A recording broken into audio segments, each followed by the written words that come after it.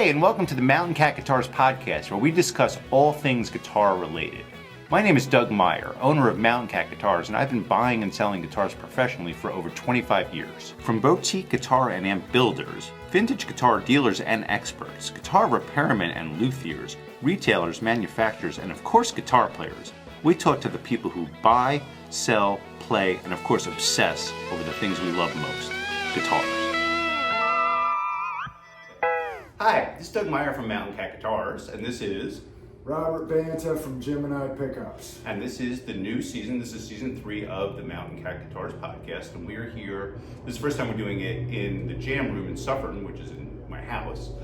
Usually we film them out in Brooklyn in Sunset Park, but I wanted to start doing them here so we could do more of them. And everyone's been asking us to do them. We haven't done them in a while, but we already have a bunch of guests lined up for this season, and we're very excited. But we're very excited to have Rob here, and today's topic is, of course, pickups, because Rob makes pickups.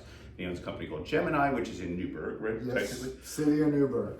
Which is not far from where I live. It's really cool, up and coming. The jewel of the Hudson. It's the jewel of the Hudson. It's pretty sweet. There's some areas that are not. So. And it's ups and downs. Yeah. But, there's some cool stuff going on there. Labella Strings is there. Chio Han is there. Some really cool things. So we are going to talk about Rob's pickups, and in particular PAF pickups today, because Rob is going to make me a bunch of PAFs based on basically what we hear today. So we figured we'd have you guys along and you guys could comment and tell us what you're hearing, and then eventually we'll get the pickups and we'll do this again.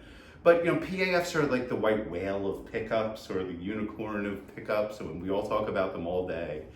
And everyone has their opinions on them and just so much information on them now. But really the ultimate thing is everyone hears them probably slightly differently, or they all sound different, So we're gonna get into some of that today. I have a bunch of guitars here that have PAFs. I have a set of PAFs that we had to take the covers off to see if they were rewound or not, so we could look inside of those. And I have a set of T-tops here, because T-tops are also really cool. And a set of hours. And that. And I have a bunch of guitars. Serial number 00001. Right. And so I had, Josh from Protocaster just redid a guitar for me and put a set of Rob's pickups in them. And so we could play those, we could play some PAFs, and then the fun part is gonna be, I have a guitar here that I play all the time that does not have PAFs, so we're gonna play that, and then we're gonna pause this, and we're gonna go install this set of PAFs in them and see what we hear. If we hear this marked difference or not. And that set of pickups reads really high for a set of PAFs that are old, so that was why we thought they might have been rewound, and that's why Rob had to come and take the covers off, because I was scared to break them. So was everybody else involved. So, including me. Yeah, including Rob. It was a little scary, but it could covers not have gone better. Yeah, it would. They're not broken. Well, they might be. We'll find out when we put them in a guitar, but we don't think they are. They're still reading stuff. Why don't we just start at the top? How did you start making pickups? I've messed around with guitars my whole life. Played guitars since I was 10. I should be a lot better at guitar than I am, but that's neither here nor there. Always messed around with guitars, always taking them apart, blah, blah, blah. Made a few when I was younger, parts guessers, stuff like that. Moved to Austin, Texas when I got out of school. I worked at Collings Guitars from 2010 to 2015. And what did you do at Collins? I built acoustic guitar bodies. Interesting. So nothing to do with electrics, and, right, but you're good with your hands on. Absolutely nothing to do with pickups either. But it was an amazing experience. Made lifelong friends. A lot of people work there. Everyone says great things about it. Yeah. Well, it's a sink or swim deal for sure, and love it or hate it. But I loved it and made lifelong friends there, and learned a whole lot, and was lucky enough to work there at a time when Bill was there. And but I had always been really interested in pickups, and especially the old weird stuff.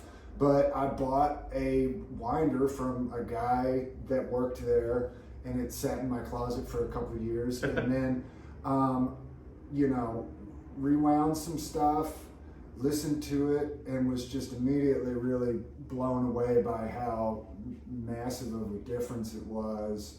And was just really, captivated by the whole process, and just kind of went from there. And that was probably around like 2015, 2015. Oh, it's not long ago. So No. how'd you want to do work? No, and have been doing it ever since. Started Gemini Pickups, or decided to call them Gemini Pickups whenever that was, and have been doing it full time for a while now.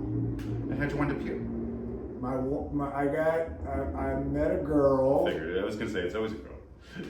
Why is it We always a girl? became very fond of one another. That happens. Got married.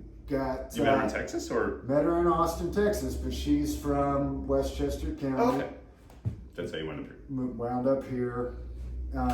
Had a few stops along the way, but wound up in Newburgh, where we bought a house and started a family, and we both have our own businesses, which has its advantages and stressors as well. Yep, I have one. Yeah, but it's especially if you have family, it gives you a little more free time. You just have to make money. It's No one pays you on Fridays. That's the only big difference. Yeah. I was like, oh, it must be great to own your own business. You can sleep as late as you want. Like, no, you sleep can't. as late as you want. You Who do you know really- who sleeps late is successful? It's like you just have different people you're answering to. Yeah, you answer to your bills. You don't answer to some guy. You answer to your customers. You've got all the same bills, but But you don't get paid on Friday. That's always something. Like, no one pays me on Friday. My boss changes by the hour depending on whose pickup I'm working on. Who calls you, right? So some bosses are nicer than others. That's definitely true.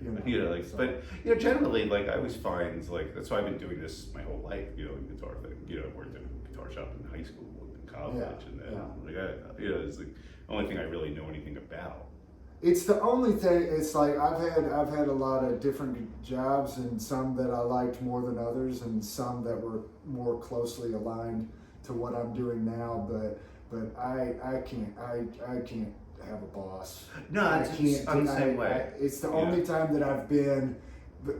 I have good days and bad days, and I have stressful days and whatever. But I've never been at peace until you know what I mean? Yeah, I was very fortunate. I ran 2 guitar shops in New York City, and both the guys who owned them were my friends. So it wasn't really like having a boss so much, but I was the manager, so it was more like working with one of your friends, and both relationships were good. Yeah. So I never really had like a traditional boss telling me bullshit. He walks away, I'm a fucking asshole. Yeah. I never had that, but at a certain point, I was just like, well, I should do my own thing, and it was a matter of sitting in guitar shops for 50 or 60 hours a week. I got tired of. Yeah. I just wanted to play more, and be able to play all day, or so. For me, it was just a lifestyle thing. I was like, oh, if I own my own business, I'll have a little more free time to do the things I want to do also. And I had an idea of like doing different shit, and then, most people who do what we do are in some way roughly the same guy. Same ideas. Probably didn't love going to school and listening to people say stuff all day like I didn't. I just didn't. All I would hear was brr, brr, brr, brr. I'd be drawing pictures of Stratocaster. Right. Yeah, it just didn't. It was like to do this. And I never had a really bad experience either with like bosses or anything. It was just. I had one straight job and it was fine. Yeah, it was to do the same thing day after day after day after day, and still look forward to it in the morning. That's the thing. I wake up and I love this still, or I would have stopped a while. Monday is my favorite day of the week. Yeah, mine too. I love Mondays. Most people dread Sundays. I remember I had a straight job. Like Sundays sucked.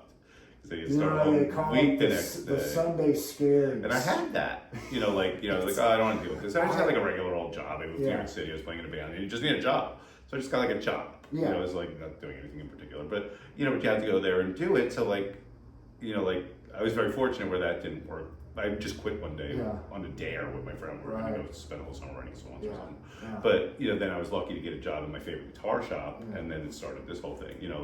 So that I never looked at any of that as working. Going to Chelsea wasn't working. It was I went there on my day off. You don't want to miss anything cool. So people like us wind up in this business. We weren't coal miners. miners. Right. We were never, you know what I mean? Right, It was I would have like, been like, yeah, coal miner, you know, different time and place, you know, like, I wouldn't have been a doctor. But you I know? think it either, you know, it's like you don't really find out for a while. I was happy to find out that this worked, doing what I did. You know what I mean? Well, I read all like, these books on it when I was going to open my own business. I knew it could work. Right. If you had a vision and you were really willing to go, like, put the work in to make it work. You know, like, it could be done as long as you're relentless and you really throw yourself into it. It just depends on what you want. I didn't want to be the biggest, baddest guitar guy. I wanted the opposite. Well, you know, it's like in Austin, for a while, I tried to have my own, to build guitars and fix guitars, and that did not work. That's hard. That did not work. So it was really valuable having that kind of that first go round and seeing it not work, and then getting to do this. And seeing it actually work, right? And seeing it actually work. Repairs and all that's a hard way to go, because I have so many friends who build and this and that. That's a tough way to make a living. You can make it work if you... Guitar building is crazy. I don't know how people do it. Anybody that builds guitars and turns a buck, my hat is off to you, it's because tough. I know. Because I've worked with so many builders now, it's a tough way to do it, but I've been selling those people's guitars for so long. I know how it can work, and I know what has caused a lot of them not to work. Right. And we're talking about downstairs. I've seen so many of them make this same mistake, and it kills you every one of them. But it seems like a good idea, but it's not. It's a terrible idea. Yeah. But and I don't really want to say it because I don't want to, shit on somebody. But so many people have made this same mistake we talked about like 10 minutes ago downstairs, and they all seem to do it, and it fucks them all up forever. And every single one I've told not to do it, and they go ahead and do it anyway. So I'll tell you privately if you really want to know. If you're a guitar builder, call me. I'll tell you what not to do. And if you just do the opposite of what your instinct is, you will be fucking fine. Yeah. But if you do that, you will be out of business for sure. And it's the simplest thing in the world, but it's counterintuitive. Well, it's really, It seems like a good idea on paper. It is a good idea, and in a different business, it would work. Yeah. But not in this. This business is in its own time and space. It's its own thing. So that's why you have MBAs run Guitar Center and it loses $1 billion. Well, it's a weird guitar building and a lot of stuff in our industry. It's a weird intersection of artistry, and manufacturing, which are two seemingly makes no sense. And also, you have to know your customers. Like, ultimately, you have to sell this stuff to people. Yes. So, do you know your customers? Obviously, if you lose money in the guitar business, you don't know customers. You don't know what they want. If Gibson can lose money, they don't know what the customer wants. Because guitar players don't go to guitar places to not buy guitars. Well, it's tough because it's a certain degree, there is a stars aligning.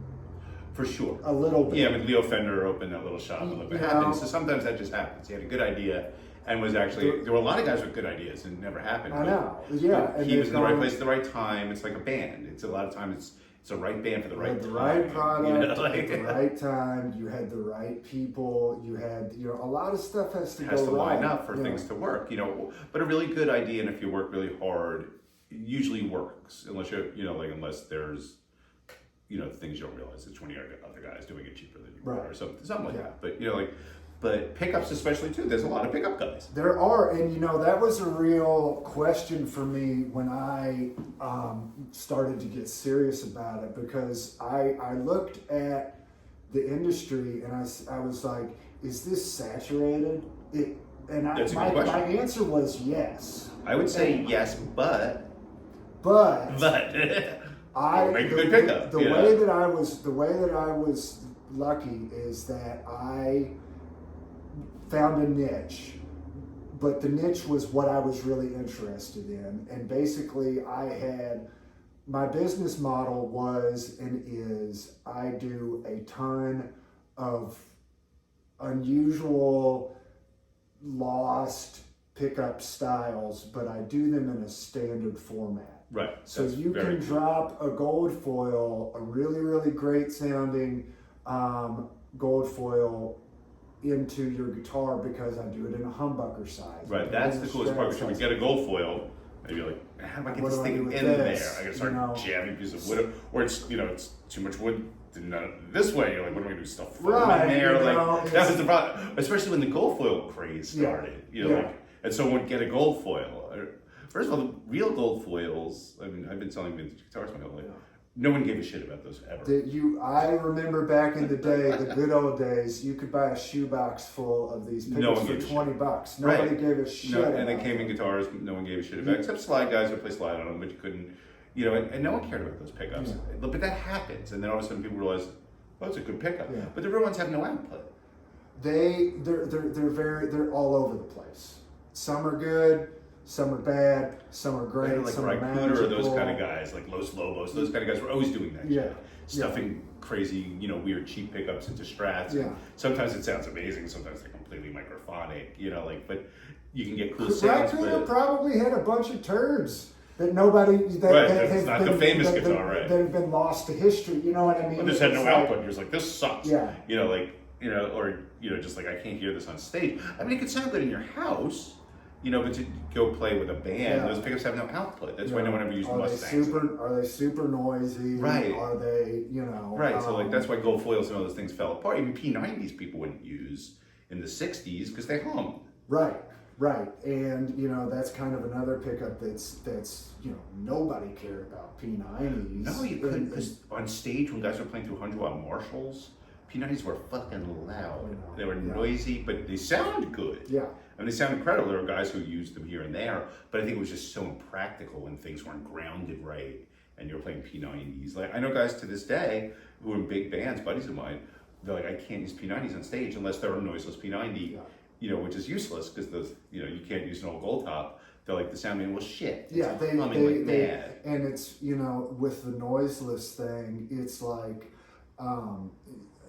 nobody's really screaming about how great the noiseless pickups sound, but the fact that it was so important that they were noiseless that people would get over the fact that they didn't sound that right. great. Like when the P100 came out, like it wasn't, P100s even weren't that bad. Yeah. But there was a pretty decent sounding one I was putting in a lot of people's guitars, like in the city, like 10 years ago. Like, well, guys who loved juniors but just couldn't play them in their band. Yeah. And there was a pretty, I forget which one it was, but big company made a fairly solid sounding noiseless P90. Well, I know Fralin does a really nice noiseless P90 So that people like, right? Yeah. which is basically a sidewinder humbucker. Like basically, it's like a small mudbucker. Right. Which is what's also, but people really like them. It probably sounds enough like a P90 to make P90 people happy. Yeah. But it's not really a P90 anymore at that point. Well, you could. You know. That's a well, it's definitely podcast not. for another time. No, I mean, it's definitely not. It's definitely not a P90. But Traditionally, it's a pickup, and it's a pickup you either like or don't like. And if you like it, it does what you want it to do. Right. Fantastic. I'm sure they sound great. You know, like they you do. can I have play guys. your junior. You know, I have guys ask me if I do something like that, and I'm like, you should get the Fralin because Kids you buy should Lincoln, get you know, it. like, It already exists. It's available and he makes good on pickups. Fralin.com. Right, and he's good at it. You know, like he's one of the best. yeah, he was one of the first guys that I had ever heard of who wasn't DiMarzio that made pickups. Yeah. Because back then, we're not going to exist. He was there weren't too many others. others. He was one of the first. I'm sure there were others at the same time. Maybe there were ones before him. He was the first one I knew that we He was bought kind of pickups the second. You know, he was like the second wave of pickup makers, and really one of the early guys doing the vintage pickups Right. in the vintage way with Right, the vintage. because we were ordering pickups from him way before the internet. Yeah. You know, like, because like there was, everything was different before the internet. Like, but you couldn't get like parts. You know, like. No, I know it was. People forget. That's why you find like old shitty guitars with PAFs. Right. You know, because that's just what they had. They had some old humbuckers. Like mostly it was recycled parts. There weren't really parts companies. There was like Mighty Mite and Schecter and those things started showing up, but there weren't vintage reproduction. Right. No, maybe there was a guy who made some stuff. There was Mighty Mite. There was Schecter. There was DiMarzio. There was Seymour Duncan. But there wasn't vintagey stuff. You know, so like if you needed like, a wraparound bridge for a junior. Yeah. You know, you couldn't just call all parts and get one. No, and that's what's really different in my time and kind of like my generation of pickup winders is that we're really spoiled. That Right, the internet goes down. I can get on my phone what pickup, you tell me what you need. I'll just pull it up and order it. Well, we'll talk about PAFs, but like even when I was young, PAFs were like, you never really saw them, or you did, but I don't think there was really information. I mean, there's a book on PAFs right there. Like, there was nothing like that. It's been in the one of the wonderful things about PAFs is that they have really been exhaustively, at this point, they have really been exhaustively analyzed. Well, everything has. Like, where the original Gibson book I bought as a kid, like the Eden Bush book, I still have it, with the Gibson guitar. Yeah. A lot of the information just isn't even correct. Right. It's close, it's in the ballpark, it's the best they knew, but they didn't know nearly what they know. Even the original George Gruen book, like a guitar shop, so we lived out of that book. Right. Just, it was the only place to find serial numbers. Even. It had the benefit of existing. And you had to believe this book because the book's right here. And it was mostly right. There was things that weren't really 100% right. Because some of it's more story than... now they know exactly what week they changed screws in the blackguards. You can buy the blackguard book or the new Pinecaster book, Nachos things, and you could find out. Here's the receipt from when he bought the screws, right. Like, so now, like, there were guys who knew kind of stuff like that because they'd been inside so many guitars, and they were like, oh, these two guitars are 3 weeks apart, and these are different screws. Okay, must have been. There were guys who were that into it always. Like these little pockets though. You would go to guitar shows back in the day because the only place you saw other guys, and there was the only magazine I know that was Vintage Guitar Magazine, when it was still like a newspaper, kind of stuff. Exactly. Like before it was a real magazine, it was like a newspaper. They still have them, I remember when the analog man first started doing like tube screamer mods. He wasn't even making pedals. There was like something in vintage guitar, and you would rip it out, and you'd fill out your name, and you put your thing in a box with the money, and you'd send it to him. Order. You'd wait 5 years. Yeah, he wasn't too bad about that, but just I remember back in the day, you would put it in a. I don't think there was track. There was no computer. No. How would you track anything? It was just gone, and you just had to wait, and then it would show up. Like people told me about right about the time you forgot about it happening. Yeah, he was really good because we were all doing it because there was no vintage pedal recreation. There were new tube screamers, but they didn't sound like old tube screamers. No. And he clearly wrote, all I do is change this, and it turns into a real tube screamer, and it really did. I still have tons of them because they were so good. Now he has gigantic companies in the sky, but it was so primitive. Even just getting information on how do I change the strings on my guitar. I had a subscription to Guitar Player. Yeah, that was first. When I was in high school, it was Guitar Player. I would look through every ad. I would read every ad and be fascinated. Yeah. And if you would write them or call them, and then they'd send you their catalog. Right. I remember getting a Schecter catalog. I had the old Warmoth catalog that I wore out, I wore through the pages because I would just look at it and look at it. I'm gonna order that body with that often neck. Exactly. It's so funny we all do the same shit. It was the equivalent of scrolling through your phone all day, except you're flipping through. Right. Catalogs. It was just a different world, but it's all you knew. So that was you could even get a catalog. It was a big deal. That's why I like Gibson. This guys who collect catalogs. Because the Gibson catalogs and the Fender catalogs and those things were pretty informative. Yeah. Because a lot of dealers were reading them. You can start to piece. You can see the colors. You can see what they were calling shit. But there's a whole bunch of guys who just collect catalogs. Yeah. And a friend was a catalog guy. And it's really interesting in the '59 catalog what they were saying about. There's we'll get into all that stuff too. But people overwrap Les Pauls. I do. Yeah. I wrap the strings over. And in the '59 catalog, there's a picture of one overwrapped. So it's not like Jimmy Page came up with that or Dwayne Allman, all those guys were doing it, but it was in a catalog. I never realized that. It was it could go either way, and it does sound slightly different, but I didn't know it was legitimately supposed to be done that way. There was something people discovered that was cool, because a lot of it was that. Some guy was like, oh, I did that backwards, but wait, it sounds better. A lot of times, most of the things that were discovered were pickups being out of phase, and Peter Green's guitar, and why that pickup is backwards and out of phase. No one knows exactly how it got that way, but then everyone in England was putting everything out of phase for a minute because it sounded good. Jimmy Page middle position on his telly was Yeah. out of phase. Yeah. It's kind of cool, so all of a sudden there was all this phase, but that was obviously a mistake, and Peter Green's guitar, they don't know how that got that way. He's told a few different stories. There's been a few different. There's a few different conflicting. And his is like conflicting the stories. magnet's backwards, obviously. It's not the other way. We used to just wire them backwards. Right. It's out of phase. Yeah. And it technically is, but that's electrically out of phase. It's not magnetically out of phase. Well, yeah. I mean, understand. it's just right. It could be mechanically out of phase. Right, like because if we you- would just flip the wires and it would kind of have that Right. sound, but Yeah. it wasn't, when you get them magnetically out of phase, it's deeper and more out of phasey, I think. It depends on a lot. It depends on a lot of things, and it especially depends on the guitar and the type of pickups. Right. And and they would the out of phase thing would happen accidentally from the factory sometimes. Like T-Bone Walker, he had a pickup out of phase. ES on fives, his- but one of those positions is out of phase on the ES five. Well, it was the three P90s, and one of them they accidentally did. Oh, that's an full. accident? Oh, I thought that Yeah. model came like that. No one else's guitars like that except T-Bone No, Walker's? because at that time they didn't have bridge and neck pickups. Right. It was just pickups. Pickups, right, that I know. But So I didn't realize his guitar was not supposed to be like that. Because it sounds awesome. Yeah, no, I know. I thought all ES5s were like great. that. Because I thought I played another one that was phasey, but maybe they just started sounding phasey. They might, it might have been another one that was out. Right. You'll encounter them. And, Yeah, because I love ES5s. I love T-Bone Walker.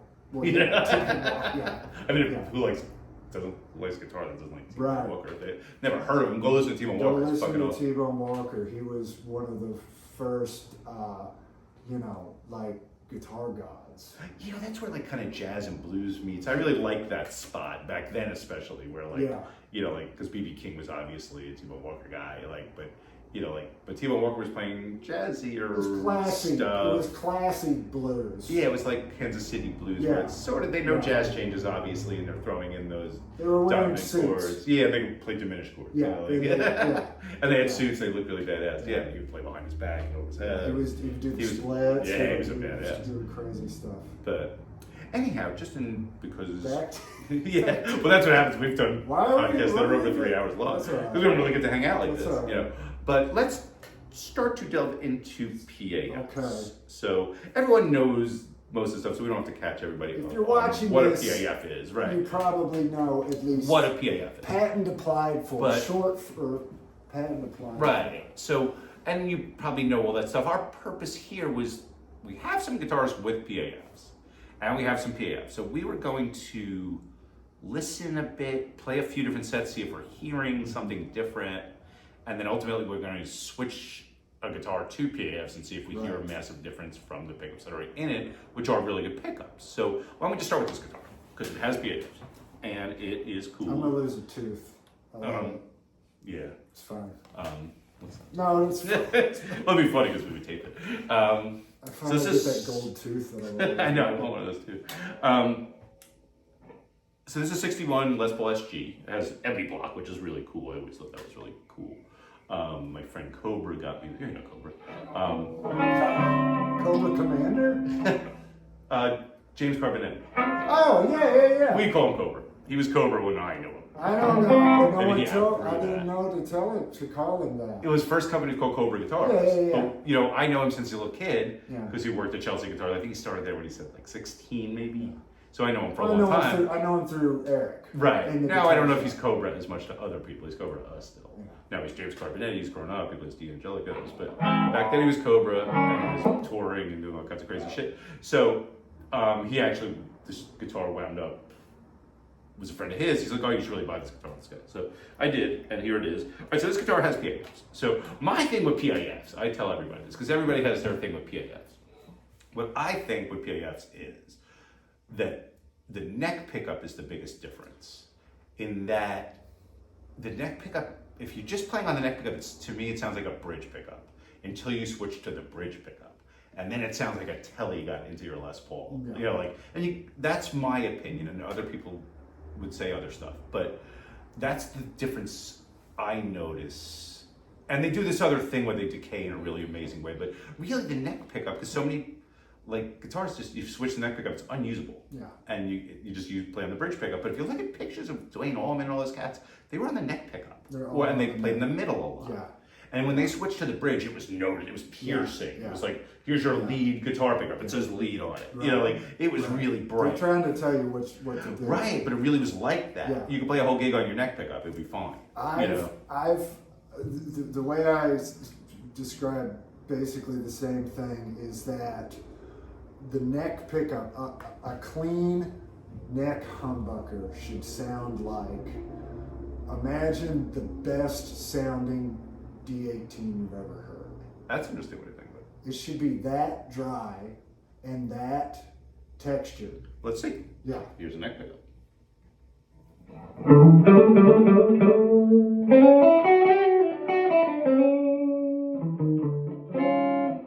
And that's clear as day.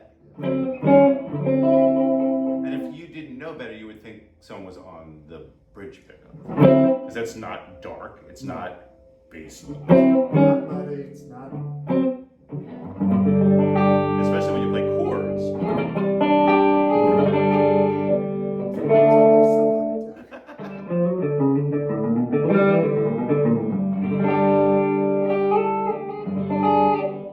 Get good. I have one of those weird low frets, it's popular. But it's really clear. You know, if you did that on a guitar, I don't want to name guitars, I don't think the neck pickups sound good. But it's just not clear enough. You would immediately switch to the pickup because it's got no presence.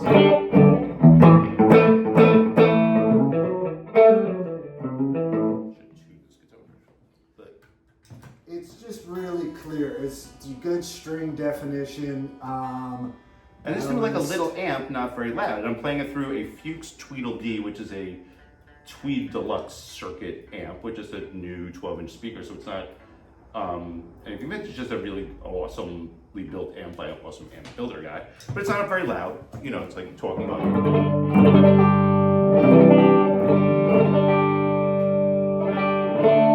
Then if you go to the bridge pickup, it's considerably different. And the middle usually sounds really good. In the middle, the English guys were rolling one of them down. But that's really bright. But you can see, if you're playing rhythm, you can play rhythm on the rhythm pickup. But on a lot of newer guitars, you can't. Right. It would just be so muddy. It just super dark, super muddy. And no definition. So it's like, but if you're playing with a band, it would just get eaten up by the bass. Yeah. That's my opinion. Like, other people can, I'm sure, have different opinions on all this stuff. Well, yeah. I mean, and that's something I try to just, it's like tell people. It's like, it really is all subjective. That's not a everything. cop-out. Like, it's like wine. Like, I don't know anything about wine. So you can give me a $30 bottle of wine and a $300 bottle of wine, they taste the same to me. Yeah. Because I don't know anything about wine. They taste like wine, and I can tell the difference between $10 wine and... Because I burned my taste buds off when I'm drinking hot coffee. But or just, you'd have to educate yourself. Like, after, I got into scotch, and then all of a sudden you're like, oh yeah, I can taste the difference between a 12-year-old. Yeah. And after a while, you start to be able to taste it, and it's like that with, when I was first working with guitar shops, and I'd get these pickups, and I'd go to Chelsea, I'd be like, you sound just like PAFs, and then we go, they're good pickups, but they don't sound anything like PAFs. Right. But I never really knew what, that's just what the guy told me. Well, yeah. I didn't really know anything. You'd be like, they sound great, but those do not sound like PAFs. Well, yeah, PAF has kind of become, there was But he knew, he was older. Well, it was shorthand for, a really nice humbucker. That's kind of what we were saying, is and we'd only heard them on records, really, as I started working with guitar shops and started really encountering them. Yeah. And really the difference is, I play in bands, I play a couple of gigs every weekend, and I always have, and I've toured, and I've never not been in a band that's working. So I use these things with bands, and that's one of the big differences. When you play in a band and you're using those pickups, or an old telly or something, it just sits in the mix so easily and is clear as day. And that's one of the big differences. When you listen to Allman's at the Fillmore, and you're like, this is what my always think. Would that band from that night have sounded the same if they were playing PRSs and Saldanos? Yeah. And the answer, I think, is no. No. They would sound like a different band. No. A lot of it was that gear that allowed them to sound like that. They were remarkable players, and they were touring, and they were as good as you could be. But when you play a real PAF through a 50 watt or 100 watt Marshall, which they were, and it's turned up really loud, it makes it a lot easier. You know, like when you just hang a note up there, it just decays in this incredibly musical way, where I don't think a PRS and a Saldana would do it. I don't want to say those aren't good pieces of gear, because they are very good pieces of gear. Right. They're not the same. It's not the same. You would play differently, because the attack is really different when you play through that sort of gear. And you could hear, the reason I use those two things is you would see Dickie do it in the 80s and 90s, or Warren Haynes, would be playing Saldanas. There was that period where they were playing through those kind of amps, and they still sounded awesome, but very, very different. And I'm sure they would have played different if you gave them a set of PAFs and a Marshall 100 watt that was turned up really loud. Right. I used a 50 watt, but it was up loud. So it's got a different attack, and it makes you play differently than if you're playing at this volume. Yes. If you go to play States Pro Blues, this volume is one thing, but if it's really loud, you just basically have to touch the strings and stuff is happening. And the PAFs are a pickup, and this is another thing about the PAFs, is that they are incredibly dynamic and responsive. They seem to be touch sensitive. They seem to know when you dig into them, they seem to growl when you want them to. They're a little unforgiving. That's the thing with tweed amps. I find this. I always say the same thing about tweed amps. Like, they seem to know what you want. They're very touch sensitive, but you don't want to suck and have a tweed amp. You don't want to suck on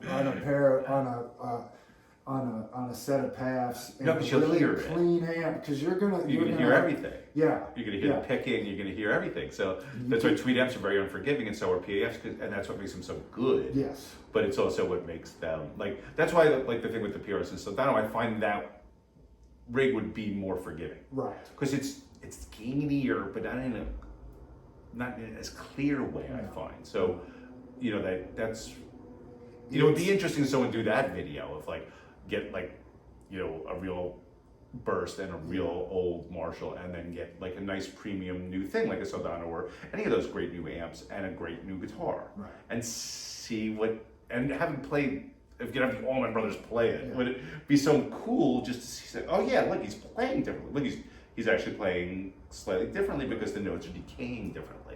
That might be part of it, So let's even check out another one, because then here's the other thing. Everyone says, oh, PAF sound like this. We have 5 or 6 sets here. I doubt they sound the same. This set I never measured them, so I don't know. But the set we just bought measured very high, higher than they say PAFs at this age should be. Yeah. They were in the 8.6s, 8.7s. They were definitely at the upper limit. That's why we thought they might be rewound, and that's why Rob had to take them apart. Is they were someone said they read really high, and we're that's got to be rewinds, but not true. There's definitely uncommon. It's definitely one of those misconceptions. You should say for the covers had been off previously, not and, so and we were actually a little bit. It was confused about why they had ever come off, because they were completely original. Because guys played them off back then. But they have almost no wear on them. Right. Maybe someone took them apart once to see if they were real. Doug was a good boy this year, and Santa Claus brought him an especially nice gift. A high output, very clean set of PAFs. Well, that's going to be interesting, because those are the ones we're going to install in a guitar today. So that will be really interesting to see what they sound like, and if they sound considerably different than one of these ones that is probably reading in the 7s.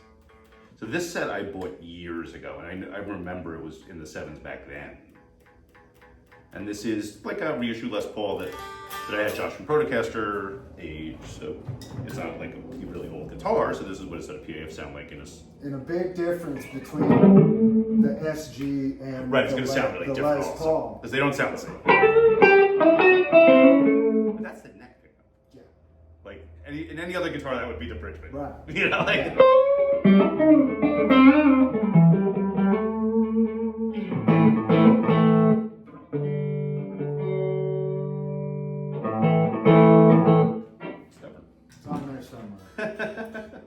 But you can hear that difference in 2 seconds. I should go get. Well, I don't want to do that. I don't want to be like. But here's a guitar with shitty pickups.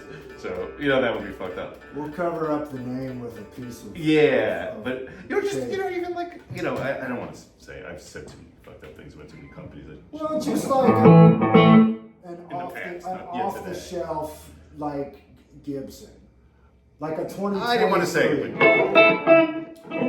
but since you did. I'm not even talking shit particularly. No, they're good guitars. But it's just a production Right. guitar. And their pickups, I find, are not like my line is like I've never heard a premium pickup from a premium guy that sucked. I've never heard that. Some are better than others, probably, but You I never like got. more And I've some tried a than lot others, of them. yeah. You just guys send them to me, or I get guitars. Oh, I always wanted to hear this. Never once have I go and said, "Wow, this sucks. Yeah. This guy's terrible." Never once. They're always good. Because why would you do that? Well, you probably wouldn't be a premium guy. But then why does, say, Gibson's pickups not sound as good as those? Because they have to make more. They have to make Yeah. 10,000 Billions of them. And that's why the guitars are not. all exactly. When Gibson was making bursts, they were making, a few hundred. It didn't matter. And they were made by hand, and there was no other way to make They were second. The guitars themselves were second to none at that time. The golden age of Gibson. Every guitar was handmade by guys who were amazing Who were- guys, who by the 60s had retired probably. Yeah. But And forgot to show anybody how to do. they were changing. Like by the time the 50s was over, then 60s happened and Cream happened, everyone needed a Les Paul. Yeah. So they couldn't make them the same Right. way anymore. They need billions of them. Right. In the 50s, no one even bought Les Pauls. No one cared. So that's the neck pickup. This one sounds crazy. A guitar that was discontinued after. Right, they you know only what I made, mean? they think 1,500 of them or something. That's what I always found sounded a little phasey. It's probably dying. Yeah. I always like this pickup. That's the bridge. Yeah, and these are not the covers from these PAFs. I bought 2 sets of PAFs years and years ago, uncovered, with no covers. Right. So I think I took these covers off like a Seymour Duncan antiquity or something, because those were the best covers you can get at the time. Yeah. But they're not right. But I guess they still sound good because these pickups sound good. They do that thing when you just shake, when you just shake the thing, you hear do all this cool shit.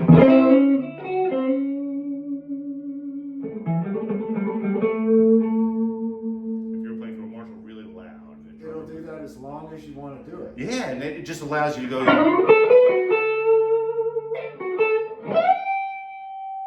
I mean, it even sounds good at this volume, but imagine if you were playing at the Fillmore East. Yeah. It would and those guys had such a great touch because they worked on them. I brought it all fucking day. But so that's like another set. They sound pretty similar to those. I'm not hearing a huge difference between those 2 sets. But let's just hear a third one and see because some of them have to sound different because they don't always sound this. Well, because they're wildly different. Right, because they're literally different, and the guitar has to be different. So Yeah. the cool test would be if you could just sit here and pull the same pickups out of each guitar and put it into another guitar. But Yeah. they've never invented That'd that. be a little nervous. The guys have tried, like where you could just slide pickups in and they would work, but they never quite came up with that. And this is a semi-hollow body guitar, so it will sound different. Really interesting. So this is a 59 345 With the center block. with a center With block. the center block. Well, there was no humbucker guitars without the center block. I mean, like this. Yeah. You're right. because that would have been a cool guitar. Or the other way, it would have been cool to have the P90 guitar with the center block. I had this whole conversation one time. Oh, yeah. And because we were always like, the hippest guitar would have been the 335 with P90s, or the 330 with the center block would have been the same, roughly the same guitar. Some 330s would have had different scales at points, but why didn't they ever make that? And I had a friend who asked Ted McCarty, Oh, yeah.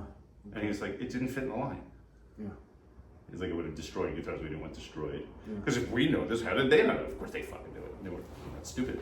But, why didn't they ever make the P90 guitar with the center block? Because we would buy those as kids. We'd buy 330s because they were cheaper. I didn't even know what a center block was. Be like, oh, this guitar's awesome, it's cheaper. Exactly the same from And you the outside. bring it home and be like, ooh, fuck. I guess that's why they're cheap. Again, really clear neck pickup. Nice and clear it is. It's clear, but it's not shrill. It's nice. It's woody.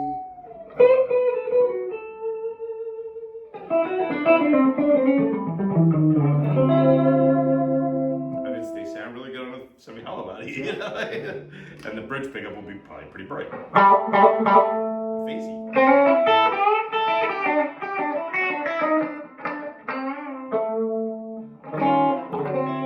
See, this set of pickups, I put this set of pickups, and I bought this guitar without PAFs.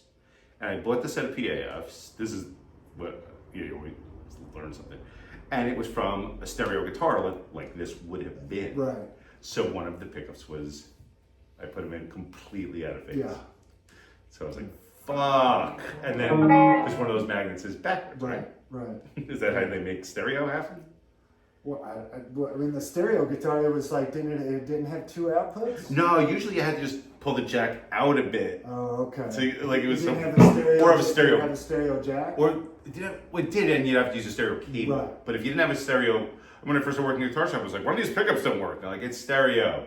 Like It's another thing that went by the wayside. Another thought that everybody well, did, everything was but about then- stereo for a second, but like, I remember there were points at Chelsea where we'd have a stereo guitar and a stereo amp. Yeah. And plug it in and be like, it sounds amazing, but it's like it's only stereo to it. It's If not like you it's- had another one over there, and it's gonna be the same thing anyway. So like, you know, like, but it does sound kind of cool, but not cool enough to hassle it. But they thought it was like the thing, you know. But these ones sound really good. And if you play like a new 335, it doesn't sound like this. But a lot of it is, this guitar is really light for a semi-hollow body, and the new, you know, Phil Lynott. Oh, yeah. Yeah. It's a huge difference. When you play this acoustically, it's unbelievable. Yeah. And new 335s are heavy. Well, It's not like this got lighter over the years. The wood is heavier. You know, the new wood. Another thing about the materials from this era of Gibson are just phenomenal. Yeah, they're really good. Really great mahogany. Really great, like real Honduras mahogany. You know, the maple was really nice. But what Brazilian boards. I remember when I first started working in guitar shops, the guy I was working for, like, we got a reissue 335. I was like, oh, that's a good guitar. He's like, whatever they're using for center block is not right. It's not the same thing. Yeah. That's why it's so heavy. So maybe, I forget what these center blocks are made out of, but he was saying, no, they don't use the same stuff. That's why it's heavier guitar. Right. You know, like, because this is light. And Well, I have other. I mean, I think it's maple, but I think, yeah. it's not all created the same. No, you back know? then, really good wood was available. You know, like, it wasn't hard to find, and it was cheap still. Like, all rosewood was Brazilian You rosewood. can still get, it's like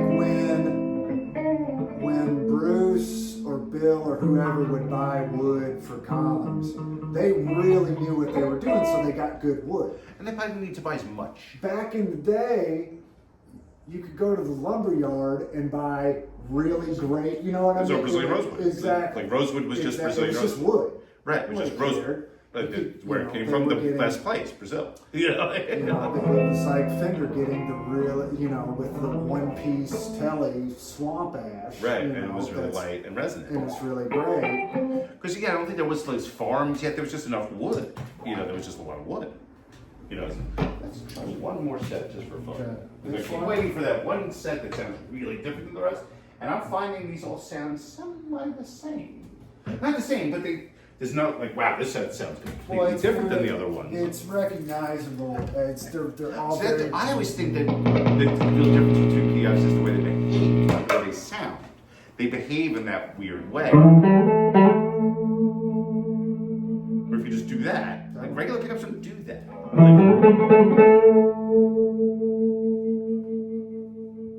And we're not even loud. No. It's like we're still doing it.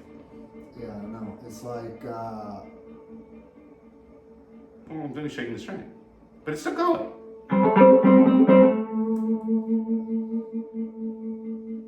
And the overtones are so beautiful. That's why, like, I think, like, almost at the Fillmore, they wouldn't have sounded the same, because, you know, all they would have to do is go like. Imagine if you were louder and Greg Allman was playing organ and an amazing bass player, Barry Oakley, it made. I think it just allowed them to go to the levels they went to because they were phenomenal anyway. They would have sounded good on anything. Well, it's, you know, it's like when you go, you know, it's like when you go to that place and the sound's not there. Right. What do you know what I mean? It's like, Yeah. it's like they would go to that place, they would go to those heights of playing and artistry, and the sounds were available to them. It just was the perfect meeting of yeah. amazing players at a time when the guitars were. Right. But even they knew that they could go get new Les Pauls probably for free. They were famous, and they didn't. Whatever they want. They never did. And I remember reading an interview with Peter Green in like 1969 or 1970, and he said, if you get a new Gibson, just take the pickups out and go find the old ones because they sound better. So they already knew, I guess. Because I'm sure like they could have got free new guitar, or at least cheaper. Like in '69, people were already hunting for bursts, so they weren't.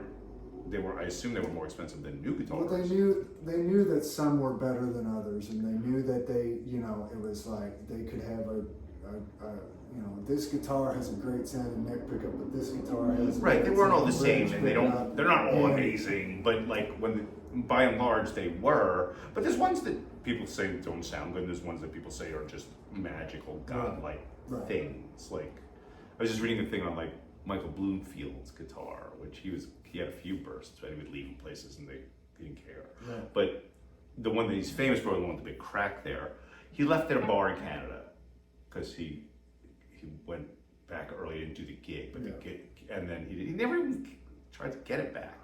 And eventually everyone knew it was there, and some guy got it. There's a whole controversy on who has it, but there's one of the guys who owned it, was in like a Canadian band. He was playing it. Right. He wound up with it. And he said, even filthy as it was when he took it out of that basement, he hit one chord, he was just like, oh my God, like this thing is slamming. Yeah. And they're not all like that, but that happened to be, they say, was it like that because Bloomfield played it so much? Because he said it was just so disgustingly filthy. But probably not, it was probably a really good one. That's why he played it so much, because he liked it. They do change over time, but that guitar was great when it came off. Right, because, if you listen to Omens at the Fillmore, those guitars were only 10 years old. That's the interesting part. It's like they weren't old guitars yet. You can buy a 10-year-old guitar now, you'd still call it just a used guitar. Yeah, you go buy it'd be a guitar from 2013. Right. It's the same thing. I consider that a new guitar. Right. So those weren't. So you can say, oh, they aged so well. They weren't old yet. No. Or there's records from 1960 where the guy's playing a burst. Or records from the 50s where the guy's playing a 50s Tele. Right. Go listen to like Hank Garland or any of those things, and the guy will have a Tele in that band. So, like guys had Teles. Yeah. So it wasn't like they got better over time, which they probably do also because you play them and the pickups do this weird thing. Things. But that's the thing: does the guitars sound good because it got played, or did it get played because it sounded good? It's chicken and the egg. It's like. I think both to a degree. Both, right? Well, that's why they're like, what makes the biggest difference in the guitar if you're going to change parts? Like, it all matters. I knew guys who were like changing the posts, thinking that they mattered. Which it probably does. It just depends how far down that rabbit hole you want to go. Like capacitors. Like, do these capacitors really make that much big a difference? You pay for old capacitors. Like this one has all old parts in it. And I remember when I put in the capacitors, because people were like, you have PAFs and you have new capacitors. I was like, yeah, not good. And the guy comes in the next day, he's like, put these in your guitar, I can't stand it. Capacitor change. Yeah, totally. Yeah. And he was like a customer, but like I bought the pickups from him actually. Well, you're a caveman. And he's like, what do you have for capacitors? I was like, oh, just some new ones. He's like, no. And he comes in the next day, he's like, with the bumble. Put these in your guitar. Like, you cannot have those pickups and not have these capacitors. It's wrong.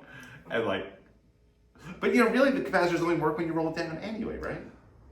They do. Well, they do. They do affect the tone circuit even when everything's all the way up. They have to be, right? Yeah. But it is everything matters. It's every little thing, but it's like a guitar is a great guitar is greater than the sum of its parts.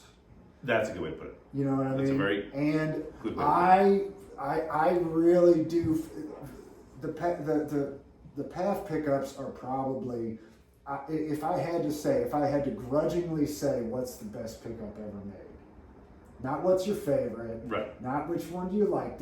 Which one do you think's the best? Which one's going to win the Olympic competition? It's the PAF. It seems to be, or we wouldn't talk about them every day. It's so good, and it does so many different things. It does so many different. Right, you can play jazz on those. They sound really good, clean. A lot of great pickups don't. Yeah, that's the big. They can sound really good distorted. Yeah. That's what I found with the new Gibson pickups is. If you're playing in a band like Creed or one of those kind of things where your guitars sound is massive, they sound good for that. Yeah. I have a friend, one of my best buddies around here plays them, like, Rage Against the Machine cover band. Yeah. He loves burst bunkers. They sound great when he plays them, but I find if you play them perfectly clean, especially on the neck pickup, they don't sound like it. Yeah. So maybe they were voiced for that. Maybe that's what they think their audience is like, oh, no one cares about that. Kids are playing louder music, and they're voiced for that. Like, because I remember when I first got them, right, when they were brand new, and I was like, I don't like these. Yeah. But I was playing a country band at that point, but I like playing Les Paul in a country band. Yeah. But it didn't sound good for that. Like, the bridge pickup could be okay, but, but this is the neck pickup, And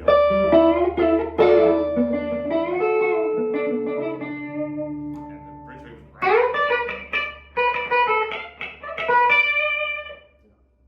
So if you turned your back and you were playing in a band, that could be a telly. Right.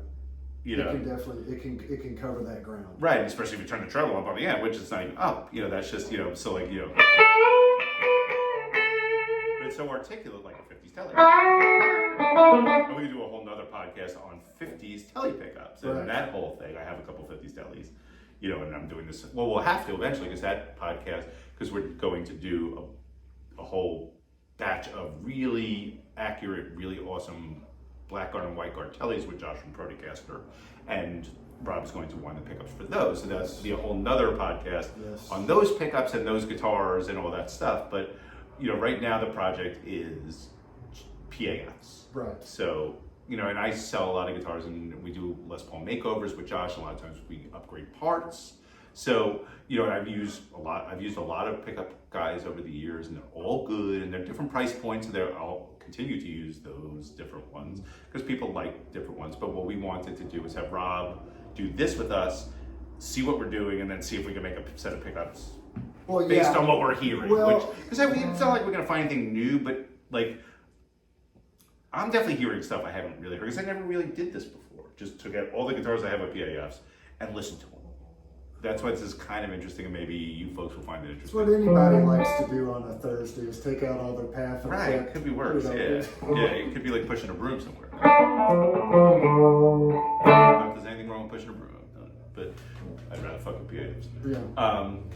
Right, so that's all the PAFs. So now for fun, this guitar is a Les Paul makeover that Josh from Protocaster just did for me, and he installed Rob's pickups. So, and this guitar is really cool. I've had it for years. And it had T-tops in it, which are right there. So that's going to be part of our conversation too. These T-tops are awesome, but they are different. So I've heard this guitar, I'm not going to pretend I didn't, because I have. And it had T-tops, but then again, it was only just refinished. So that could change. And I changed the bridge because I didn't realize the whole bridge was collapsing. And it still sounded good, but the bridge, from what I got, it was falling apart. So I've done a million gigs on this, got all beat up. But, so a couple things changed anyway, but now we're going to hear these things. So this is, clears that. That's always my test. So these, I think, are stronger. They are. I mean, they could be higher too, so that's always a thing too, like the pickup height, but they seem to be roughly the same in some of those. But these are also uncovered. They're uncovered. It is, obviously it's all new parts. And it is a long Alnico 4. Well, that we'll talk about too, long magnet, short magnet. And it's Alnico 4, and that's a lot of stuff I don't understand, Alnico 3, 4, and 5.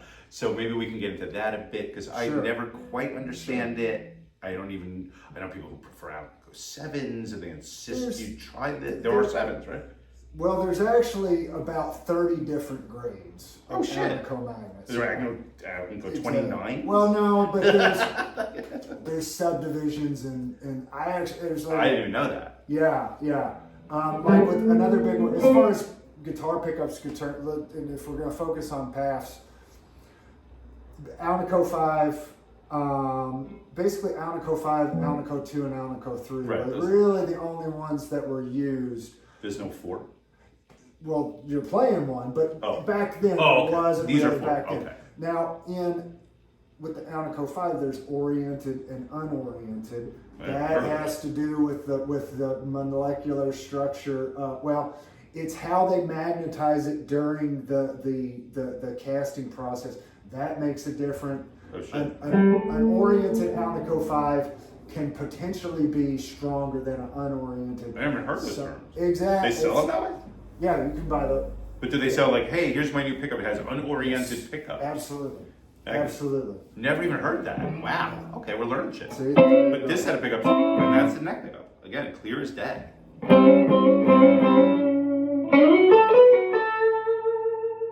I just find them more muscular. It Yeah. But that's my thing too, when you can get those little chirpy things that happen just with the side of a pig.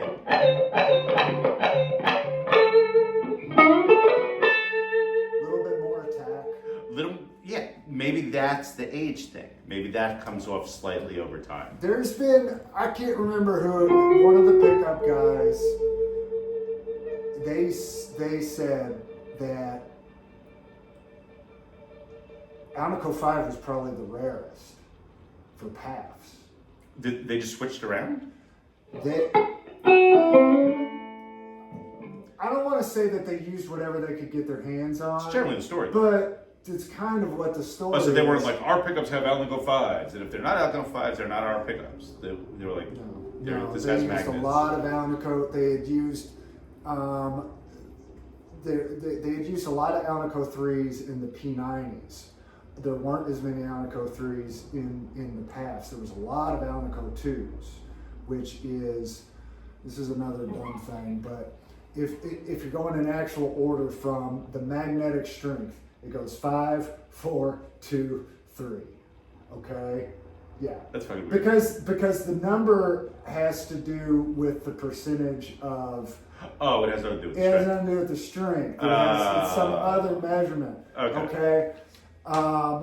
Another weird, kind of like legendary thing that I don't know if I really buy it or not. But Alnico 3 was really common in the early to mid 50s because cobalt, the Co Right. in Alnico, was rationed because of the Korean War. Okay? Wow, I never heard that ever. Never But it makes heard perfect that? sense. Yeah. But everything with when there was a war, there was a thing, right? Right. That's why there's no steel guitars. So in the 40s, cobalt right? was rationed as a war material. So So you have they less could get. cobalt. Alnico 3 has no cobalt in it. But it's Okay. still called Alnico? It's called Alnico, but it's not. I never knew any of this. Yeah. Interesting. So as time went on, and you also got to think that Gibson is working. It's like Alnico was developed immediately after World War II. Really? So this substance, this Everything has to didn't do with World War exist. II. It totally reshaped. I mean, And the whole fucking world went to the war whole again. world, the whole Yeah. world, the world order right now. But so much of the technology that we have was developed Especially because guitar of, stuff. Yeah. so this material didn't even exist. I never knew that. I this should have was read that book. 10 years prior to Well, who this. wrote this book? We should give them a shout out. Give This them book a is shout out fucking because this ridiculous. book is fantastic. Yeah. They don't even have the author's name on the cover. It doesn't. Just the publisher. What's it say? But It's PAF that book. book is great. Why does it have the author on it? It's a Hal Leonard book. It's one guy. No, it's one guy. It's right there. Mario Milan and James Finnerty. Yeah, this thing Finnerty is or incredible. Like, That's a really great book, and I feel like it is. I'm sure that information's in here. I guess I never read this. That book really is. It's really. They're really clear in that book about what's Right, if we had that book legendary and what's as kids, we would have understood more. There's also PAFhumbucker.com is a kind of side website to Throwback. That has a ton of great information. I've seen that actually. Yeah, throwbacks are awesome. Throwbacks is, and as far as PAF goes, there's probably nobody on earth who knows more about them or has done more with them than the Throwback. Yeah, I'm a throwback dealer, and I put them in a lot of things I do. It's a thing. Like I always like because I guess we could say it, your pickups are at a lower price point than theirs. Yeah, well, that's so that's so is just about everybody. Right, those else's. are expensive. They're worth every penny. They're worth every but if penny. you're on I a was- budget and you want something, I carry some cheaper ones too, just that are amazing. Also, throwbacks are like that thing. It's a throwback. Right. It's got pedigree. It's got all this stuff, and it's worth the money. It is all parts that they've.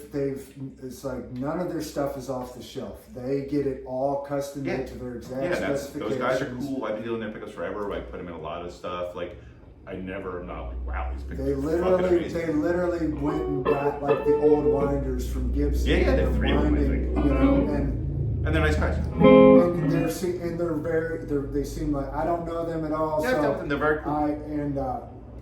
But I don't really compete with them either because they do something different. They do something totally different. Right. But the guy seems really nice, and they're also he's very generous with that knowledge. Totally. Which is, to his credit. Yeah, just to give a shout out to a long lost friend, like I always use Peter Florence's pickups. Yes. Because Peter was an old friend of mine. Yeah. And he was such an awesome dude. So I used those pickups forever. Now Peter's passed away, sadly. Yes. But like I still have. But I met him like the third day I was working at Chelsea Guitars. And he helped us with Protocaster. Like he moved us ahead 10 years in a year at one point. He just gave us all the information that you needed, basically. He was just such an awesome dude, and he was my favorite pickup guy, mostly because his pickups were incredible. But he was a vintage guitar dealer also. He really knew his shit. He did all kinds of other stuff, but he made guitars at certain points. And he's an amazing guitar player. But he was just an amazing, knowledgeable guy, and very, very cool. Like he'd done all kinds of cool shit in the '70s, breath work. And he was a Buddhist, I think. He was just a fucking cool guy. So and he would tell us all kinds of shit about PAFs because he knew everything.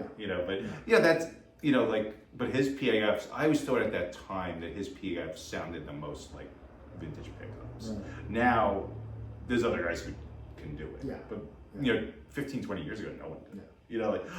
That's not even further back, 25 years ago. Well, 15 years listen, ago. Man, we got to remember 15 years ago is what, 2000? Right, as I'd say, Seymour Duncan Antiquities were around. Those were we were just, because, this is going to be interesting. I remember the Seth Lovers came out when I was in high school. Right, so I'm old, all right, so I'm only 26. Are you fucking serious? No, I'm not serious. No, I was like, the fuck? Thank you for that reaction. Yeah, I was like, sometimes it happens, you're like, oh fuck, you're only 26, why do you have so much gray hair? What's wrong with you? Why do you have a 44-year-old kid then? Right, how old are you? I'm 41. I'm still considerably older than you were. Well, I got started late. Right, but I can tell by the way you're referencing things that you're from a generation past mine. Well, I don't know how I think generations, but a group of good guitar guys who would be like, if you're, I'm 15 years old. Okay. So that's a big chunk. Okay. So I started doing guitar stuff in the 80s. Right. I got into guitars in the 90s. And even Halen came out when I was in high school. Yeah. It's like, that changed everything. So it is different when your reference is slightly different because, you are older. It's weird when you talk to kids and they don't understand what certain TV shows are because they never even heard of it. Right. Because it was big when I was a kid. Or when you've noticed those 819, just know who Aretha Franklin is, It's you're forming. It's funny because it's like you're forming your whole perceptions of the world, but it's like my idea of what vintage cool gear is comes from the bands that I went into in high school, which was like Nirvana, Soundgarden, those. That's what a cool guitar is. Right. I was already working at Chelsea Guitars when those bands were coming. Right. Because they all came to Chelsea. Yeah. So it's different. But so that kind of let's just take out the bridge pickup in this one.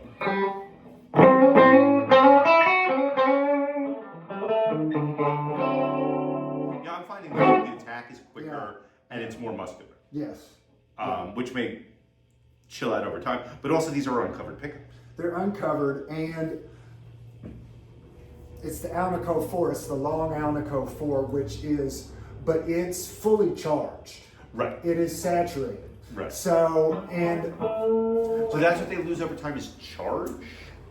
Not really. A lot of people, they talk about the gauze thing. Right. They do decay a little bit over time, but Alnico magnets are incredibly stable over time. Interesting.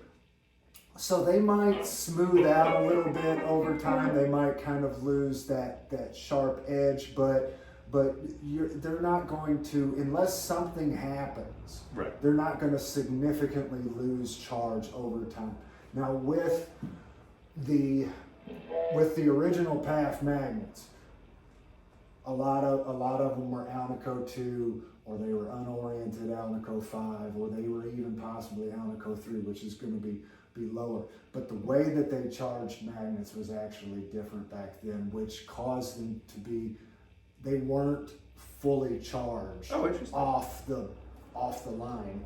Because what they would do, They're charging them as they're making them? well, when they got them from the manufacturer, they would be unmagnetized. What they would do, they would have a brick, like they would have a stack of them, except instead of it being this big, it would be this big, and they would magnetize them all at once. And how do you magnetize something? Well, they had a machine, a big electromagnet, but basically it would be two really strong magnets that would, as you passed it through there, it would magnetize it the same way as like magnetizing your screwdriver by rubbing a magnet on it. Oh, it's pulling, and then it's suddenly magnetic. Well, but before that, it's not. Like if you put it up against something, it would fall off. It's not magnetic, but it is a material that can be magnetized and will hold that permanently. Interesting. Yes. And only certain things will do that. Like you can't take. Such as Alnico, which was. But let's say you just started with aluminum. Well, no. So aluminum has iron is what gets magnetized. So aluminum's not iron, but your iron skillet will not. You could, if you had a big enough magnet, you could magnetize your iron skillet. It won't stay magnetized forever. Right. Now, prior to Alnico, Charlie Christian's, the Rickenbacker horseshoes, stuff like that, that was cobalt steel. That was just a big ass chunk of. So it's cobalt that's magnetized. It's not the cobalt, but that was, the cobalt steel was like almost permanent. Wow. And it would hold its magnetic charge better than anything else, than just like a piece of raw iron.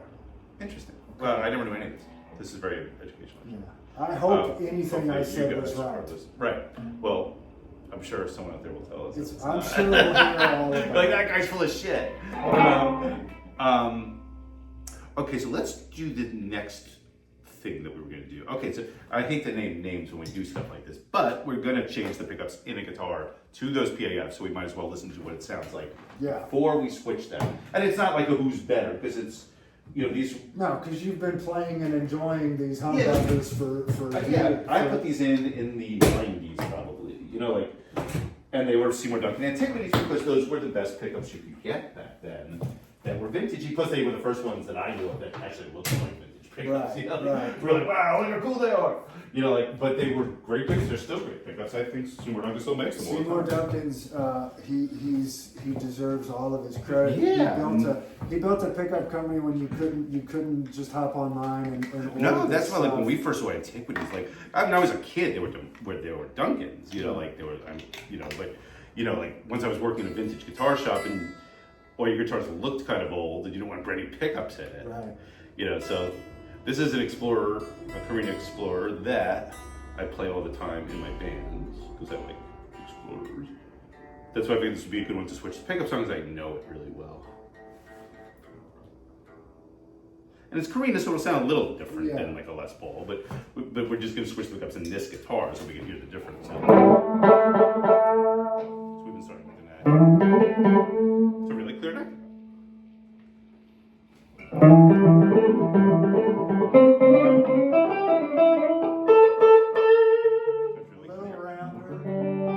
Yeah, it doesn't have, you know, most of those guitars have a maple top. Well, the SG didn't.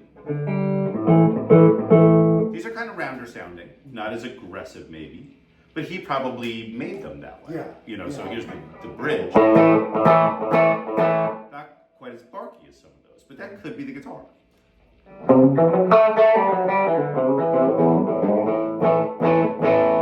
Still really clear, which is the most important thing. Like,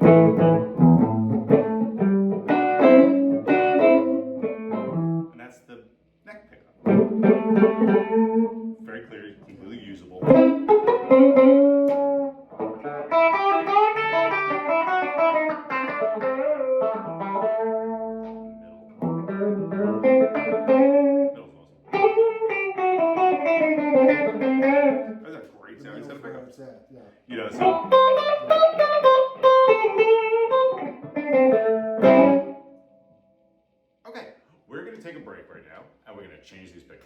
All right. This is gonna be cool. Let's do You it. guys stay where you are. You can get a refreshment or something like that, or go to the bathroom if you have to. Through the miracle of pausing and Yeah, we can pause. You guys cannot stop. restarting Yeah, the, because then you'll probably find something else to do or yeah. start calling people back. Okay. All right, we are back, and we switched. Well, not we, Rob. What's this we? Yeah, I did nothing. But Rob switched to pickups, and it turned out to not be that easy, of course, because nothing ever is. But because it was wired all fucked up, because I bought it years ago, and who knows? It was fine. It was fine. It was. This was an hour and a half. Better, It's better that. But we already did hear these. We snuck a quick listen, and it's pretty revealing. So check it out. Very revealing.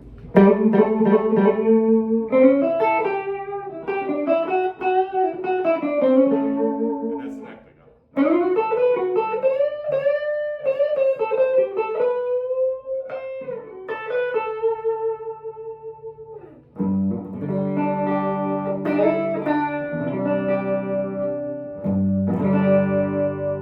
And the bridge pickup.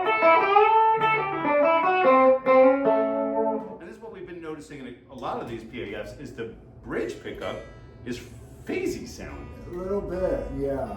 A few of them sounded like that, like almost sounds out of phase, but not out of phase, but Just phasey. a little honky. Yeah, just that little In a honky very thing. good way. In a really cool way. In the right? best possible way. Yeah, but we noticed that on a few of these, and this one definitely has it. The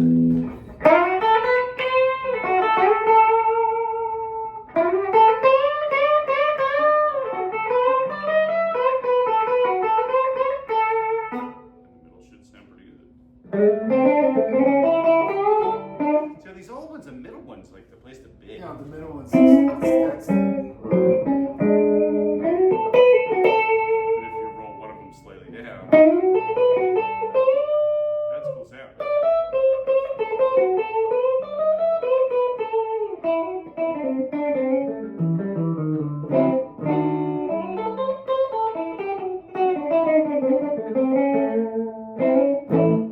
So these are definitely a thing. they're keepers. And what's funny is the antiquities were so kind of mellow. They were. They So were. maybe, and those I bought like when antiquities first came out. Yeah. So maybe they were just underwinding them, It's hard to say. thinking that was like, Yeah. oh, these old pickups, we have to underwind these to make them sound like old pickups. But we didn't read them. We should, but I'm assuming that those are going to read pretty low. And these were the really hot PAFs. Yeah, yeah. Well, the antiquities would have been wound. They were doing everything that they could to wind them like an old PAF, but they would have been made with modern machines, Right. modern components, modern this and that. And it's not the same. They're very good. Right. They're done right. Everything's right. But they're hard to reproduce. Right. It's not, What's not that thing like a throwback where they have the original machines and they're. well, with throwback, it's like they're at the point where they're not reproducing PAFs, so they're making them, PAFs, and to their credit, but it's kind of like that's the lengths that you have to go to, and that's is it the same? Right. Are they the same? Right. Well, they're made on the same machines. Exactly. Yeah. Out of roughly the same Yeah. stuff by guys who know Right. how it was done. Right. But then, do they sound exactly like PAFs? It's to my all of the PAFs we listened to what 5 sets of PAFs today, 4 sets of PAFs. 3, including these 1, 2, 3, 4, 5. They're all very. It's distinct. It's a thing. It's definitely a thing. For sure. Well, that's what was interesting because I've never done this. You Like know. just let's listen to all the PAF guitars and see what happens. A little bit different. Very but distinct. Yeah. Well, especially that bridge pickup thing. The bridge pickup is pickup- really phasey, and that neck pickup is super clear. Yeah. And the middle sounds great. It sounds pretty much good when you do anything. Yeah. You shake a string, it sounds good. So. I'm not disappointed. No, but They similar. Yeah. but your pickups were noticeably different. They were bolder. Much more ballsy, even though they had they have no covers that could explain something. But they are new pickups, and none of these are new. No. Even those antiquities were really old. Right. But they sounded like these. Maybe that's what these sounded like new. Even with I think probably the ones. Mine have the Alnico 4s in them. I think my suspicion is that the ones we listened to today are probably either unoriented Alnico 5 or Alnico 2, which is going to be weaker. And so, Is there any way to tell? Yeah, well, it's hard. It's hard to tell by measure. It's like I could measure the gauze on all of these pickups, and I could tell you which one was highest, which one was lowest. But to tell what type of Alnico it is from that, because were they fully charged to begin with? Were they? Could you tell by looking at them? No. Well, they look. No, they all look exactly the same. So there's no way to really know. Not unless you send the magnet to a metallurgist and they destroy it. Right. And they can tell you what it was. Because do you think people's ears are still? Because I have friends who would go, I only like Alnico 5s. I don't like Alnico other ones. Whatever the other one was. You think they could tell? No. They can, they may be right based on what they've heard. Right. But you don't know what was, you don't know what's happened to the pickup since then. Right. You don't know how it was charged. We heard 5 sets. Beginning. What are the chances that all 5 sets have exactly the same magnets? Is it high or low? Exactly the same. I would be surprised if they were all exactly the same, because they use different magnets through the time, and that's part of what makes this old stuff special, is that the manufacturing techniques weren't. You would get some variation. Right. You know what I mean? But these pickups all sounded. It wasn't like what I was expecting is that one of the sets of PAFs would sound considerably different than the others. Right. And I don't think we found that. No. I think they all sounded somewhat similar. And they're, what? We had an SG, an all mahogany SG. Right, a couple Les Pauls, a semi-hollow body guitar. Semi-hollow body. So, if we were A-Bing these, they might sound even more similar. We might be hearing the guitars at this point. If you could take one set and keep. But it's also kind of interesting that they didn't sound more different. Well, that's different considering they're completely different guitars. Right. That one's semi-hollow. This one's Carina. Yeah. Exactly. That one has a top. They sounded pretty. It'd be interesting if you go back and listen. If we go back and listen, because it's kind of hard when you're doing it. But you go, oh yeah, I can hear that that's an SG. I can usually tell an SG from Les Paul, but you really can't on a record. No. No one even knew whose next was a Gretsch 6120. No one knew that until 10, 15 years ago. Everyone just assumed it was Les Paul's. That's what he was using at the time. Yeah. And the whole record's like a Gretsch 6120. It doesn't sound like a Gretsch. I think I know kind of what Gretsch sound like. Yeah. That's not what they sound like to me. Exactly. But he's playing it through he's playing it through a 310 Bandmaster, because everyone knows that, which is weird too. And you get that sound, but recording's different, because then it's going through racks of shit, so it's being EQ'd quite a bit. Recording in the mid-60s. Right, it's different mic placement and all that, because sometimes like Led Zeppelin 1's the famous one where he played Les Paul, because that's what they saw pictures of. Yeah. No one realized it was a Telly, it's still from the Yardbirds or something. Yeah, so, because it didn't sound like it, Telly, but that's what Telly can sound like. That's why this is always difficult, and someone will say oh no, this is a this. Right. It's hard to say that all the time, because if you do this long enough, you keep realizing, I couldn't do that. I think one of it's kind of with throwback, and this is not the throwback show, but I keep bringing them up because they do. Well, it's an example of a certain thing. But what they are able to do is have a somewhat controlled environment to this different stuff, because they do offer a lot of different models that are a little bit different. This one's a long A5. This one's a short A5. Right. And but some of these were long and some of these were short. Yeah. Like these are short. Yeah, those are short. We know because Those we looked we at know, them. 'cause So we looked at those.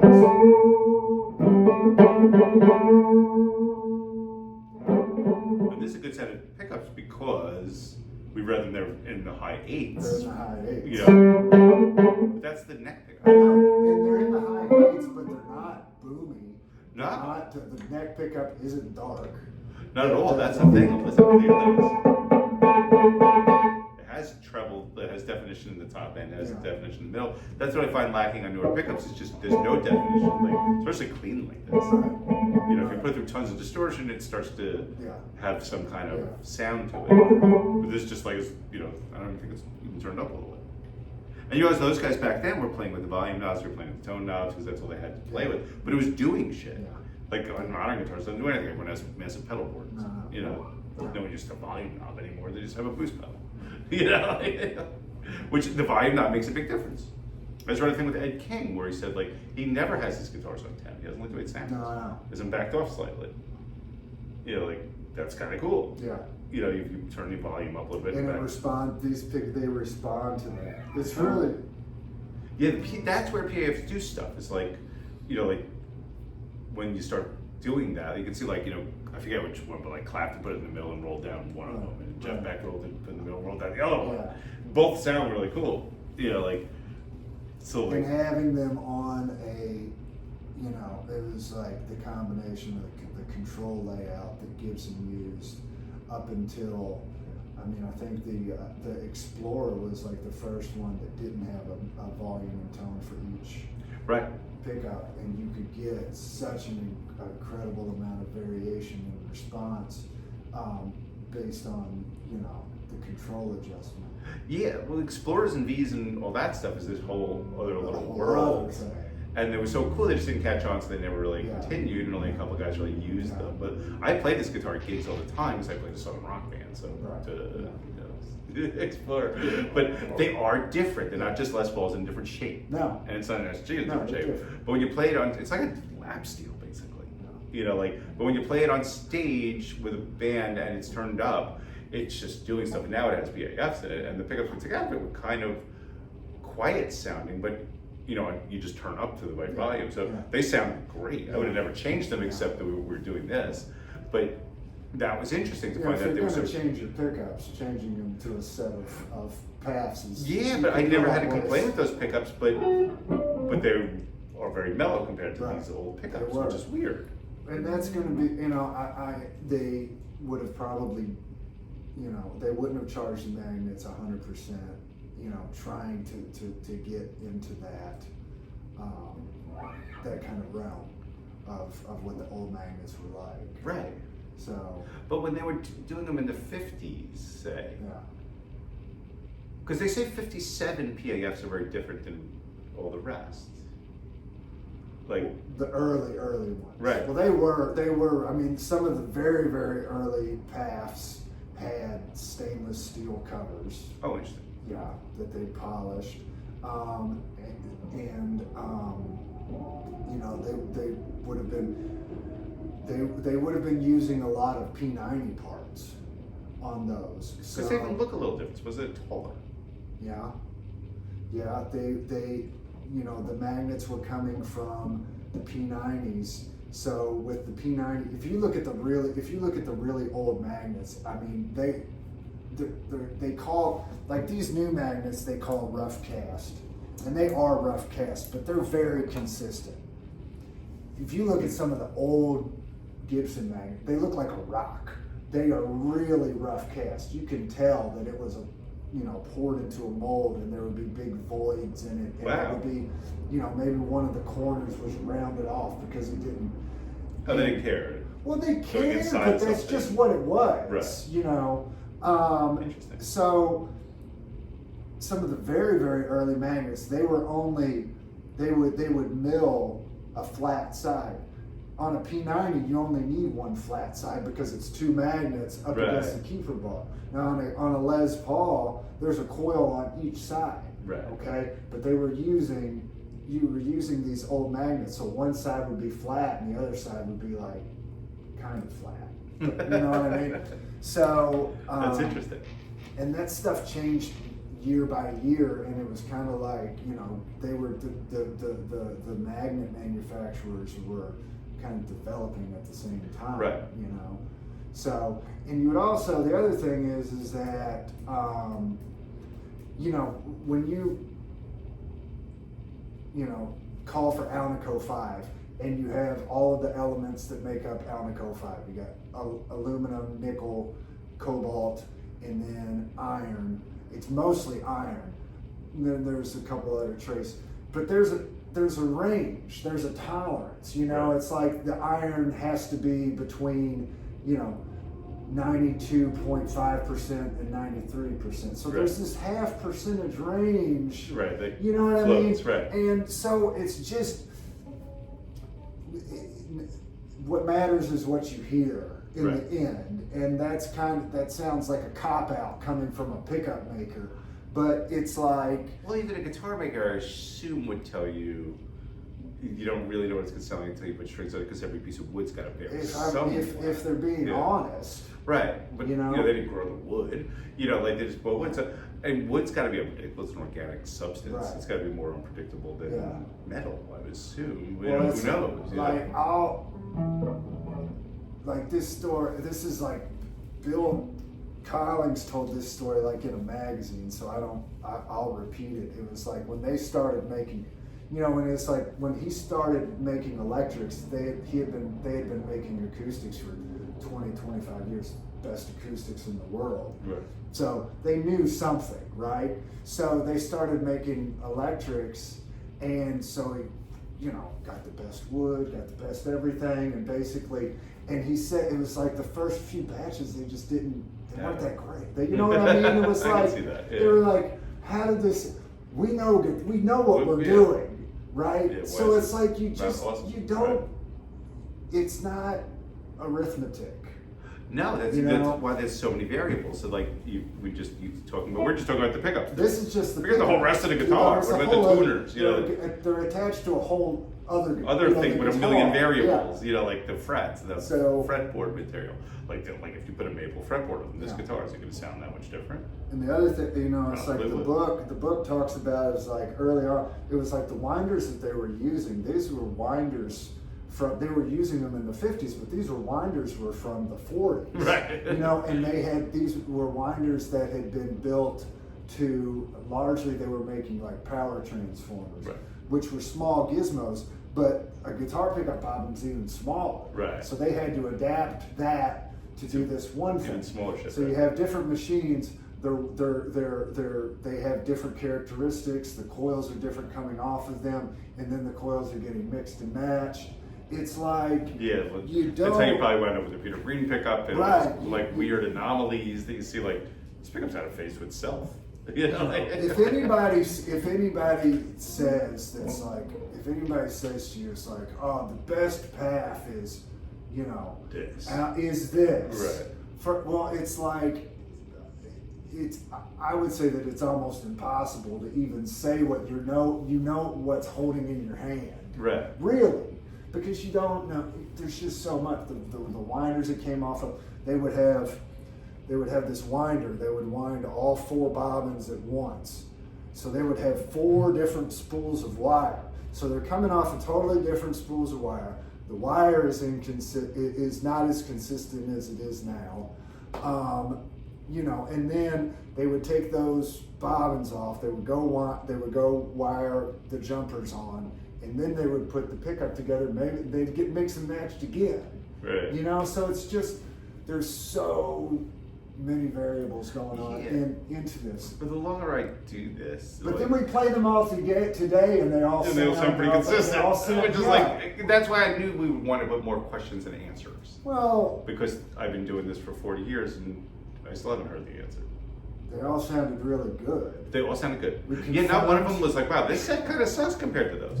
But you do hear people saying bursts that didn't sound particularly good compared to other bursts. Like, so, but we found all these PAFs, unless I got lucky and got 5 good sets, which is unlikely. I'm surprised. What I'm surprised is that because those were so high, I would have suspected a bigger.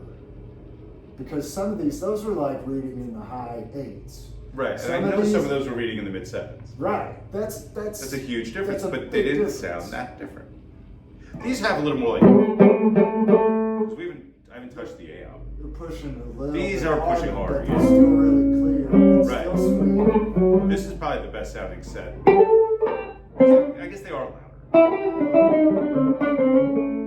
think this, because I didn't think it was that loud before. It's louder. This is But this set is incredible. Like, it's my favorite set. yeah, mine too. I don't want to say that, but It's the one I've suffered with the most. So yeah, that sucks.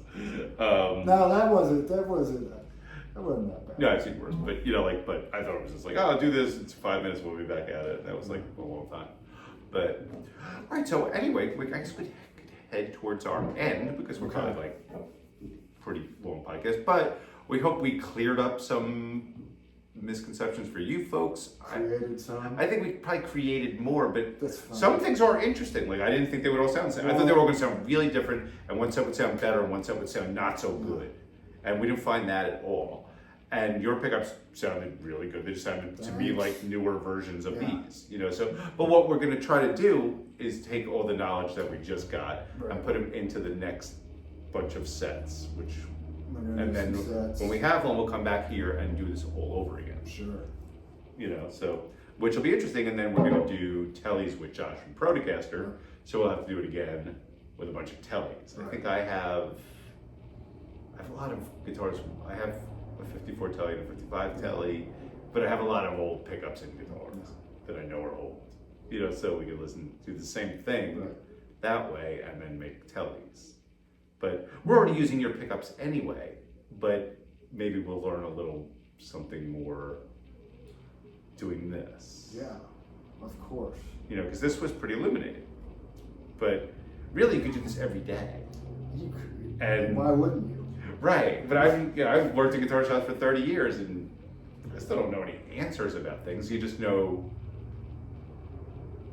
theories behind things. But the more I hear things, the older I get, you realize it's so subjective what you're hearing. It's like saying, all pizza would taste the same if you just made it the same, but it's not the way it works. Yeah. It's people geek out on specs, and I wouldn't be doing this if I didn't geek out on specs. Or at least want to know, so you just want to going down these and it's not it's not untrue either. It's like the magnets matter, the alloy that was used in all the steel parts matter. It all goes together, but it's dozens and dozens of different things that can be created in 1,000 different ways to make these pickups what they are. Yeah, it's pretty remarkable, really. That's why that book is so interesting. And I'm sure there's other PAF books, but I was always like, wow, it's a book. That one's a good one. Yeah, that one's a really good one. Yeah, I guess I never finished it because a lot of stuff I didn't know. But it's one of those things that people in guitar shops talk about every day. Or if you go to Les Paul Forum, I guarantee there's a thread right now on PAFs. It's like what people talk about. If you were having a good day and you want to have a bad day, you could go over to the Les Paul Forum and get into that. Yeah, I'm not a forum person. Like I used to go on Les Paul Forum when it first came out, when they were for forums. I learned a lot, but I stopped going on them because there was a lot of people being kind of douchebags. And just like people who just like a lot of know-it-alls. seem to want to argue and it's not my cup of tea. Like I don't go on forums. I don't go to see what people say about Mountain Cat. I don't care for it. Yeah, because there was especially I read builders and they love to fucking tear down builders. Yeah, they do. So be slagging a friend of mine. It's just. But if you go on forums and you enjoy them, great. People say mean stuff about the guy that helps you move house. You'd see some builder be late with people's guitars, and they're like, there's 500 pages of what an asshole the guy is. That's just not cool. But people, it's what people do. And I'm sure people learn a lot from those things. I learned a lot from the Les Paul Forum early on. Because there were guys like Tom Whitrock on there. They're talking about Dwayne's burst, and this guy's like, I sold it to him. I'll tell you all about it. Like, fuck. That was pretty awesome. The Pickup Winders Forum early on was just like the throwback guy and Right. Lawler. Right. It was like It was their, awesome, their right. means of communicating. It was like there was a ton of great knowledge, and Right. then And then it's like some guy made a pickup in his basement. He's a right. PAF Well, expert. that Yeah, like- or not even that. Not even, that right. much. Never even made a pickup. So Right. what is our goal with our PAFs? You answer that question, then I'll answer the same question. Well, the fact that your pickup sounds so good anyway. The only thing I'm noticing is your pickup we discovered was bigger and stronger sounding. It was. So do we try to make them sound more like these? This just didn't sound, because this one, if we listen to this and yours back to back now, that might be closer. I'll tell you right now. Okay, so I can tell you on those pickups, the bridge should read around 8.2. Right. The neck should read around 7.5. That's generally what I like to do on my humbuckers. But those were more muscular. They were. So with this one, significant, definitely higher resistance. So definitely more, there's more wire on those pickups. Right. But a little softer, a little. Yeah, a little more round. So I mean, Like- I think we'll experiment with maybe try A2s in the next one. Or let's make two sets and because that would be a good variable. We'd have to get them to guitars. Yeah. But okay, this has this, this has this. Can we Yeah. hear it? Do you think you could hear it? Like A5 and A2 in the same guitar or very similar guitars? Yeah, back to I back? think so. Next time I'll bring some A2s and we can just pop them out and we can switch them out. We could switch them out in the guitar. The magnet, just or the some- magnet. Oh, you can do that? Yeah. You supposed? Oh yeah, your pickup man. I'm a whiz, man. You make pickups. I'm a whiz. Don't worry about me. I'll worry about the pickups. So that would be an interesting experiment. That would be interesting. Yeah, I mean, that's the whole thing. If you just keep doing stuff like this, you'll learn shit, and then you could make whatever it is you do better. Yeah. That's the idea. Like, I've been doing this, I figured, 30 years Yeah. or something, like My 40 years. my goal is, and I feel like this is the only honest answer to this question, is we want to make a set of PAFs that we think sounds really good. Well, now that we're more educated, say, Right. we sat here, did this, okay. Like right now, the sound of those pickups should be fresh in your ears, so you should go home right now. I'm gonna go And straight. make some I'm pickups. gonna go straight home and start winding PAFs. But they'll probably come out slightly different than It'll those. be a little bit different. Yeah. So then we could, like that, and that's kind of like why, like Cobra recommended it, or James recommended it. He said, you should have someone wind you pickups for Mountain Cat because everyone thinks you know what you're talking about, which I don't think I know any more than anybody else really, except that I have one PAFs. And I had this conversation all day. You've heard a lot of guitar. I've heard a lot of stuff, right? I'm very fortunate to have worked in two really And great guitar that's, shops, that's, and now I own that's my the own. difference. Right, I've heard a lot of stuff, and I own a lot of stuff. Yeah. So like. You've got one or two guitars. Yeah, I was very fortunate that I was buying them when they weren't that expensive, and I worked in guitar stores, and that's the only reason I worked in guitar stores. But I don't think I ever got I paid don't ever. think there's no amount of theory and numbers can replace hearing, the experience. Yeah, and I was in of- Chelsea Guitar Show, like the best guitar players in the world were coming in every day, Yeah. and just fucking with guitars, like Billy Gibbons, a little bit of Jackson Brown, Right. like just every day. G. Smith lives around the Smith. corner, like everyone, all the New York guys, everyone lived in Chelsea. John Abercrombie lived in Yeah. Chelsea. John Schofield lived in Chelsea. Right. Lee Right. lived in Chelsea. Yeah. Jimmy Favino, all those cats were there all day talking about guitars. Right, they'd come So in, like right. you would just sit there and listen, like whoa, Yeah. to what they were saying because they were much older and they knew what they were talking about. But every day they're rolling in with bursts or gold tops. For a long time they were still really heavy vintage guitars, and then they just got so expensive. But for when I first started at Chelsea, not even when I first started, for a long time, a black Artelli was $5,000, then a 50s gold top was $5,000, and that was like that for years. Yeah. I didn't have $5,000. Right. I have $5. Right. But but $5,000, was a black art, Right. and a gold top. A burst was way more, and a 50 Strat was more, but not much else was really more. Maybe a 6120 at that point. But so they were obtainable, Yeah. but not for me. That's $5,000 isn't obscene. No, like a guy who had a job could have one of Yeah, those. Like, yeah. Not a job at a guitar store. Right. You know? Yeah, not jobs that we had, but some other guy. Some other guy who gave a shit. Yeah. That's his career. Yeah. But, then he didn't get to talk about PAFs, so he had to go to Les Paul for him. That's the same thing. But anyhow, in closing, we hope you all enjoyed the podcast. I want to thank Rob for coming down. You're and welcome. doing it. And thank you for having me. My I pleasure. had a great time. I think this was really educational. I think people will enjoy it. I hope everyone gets. Trust your ears. Yeah.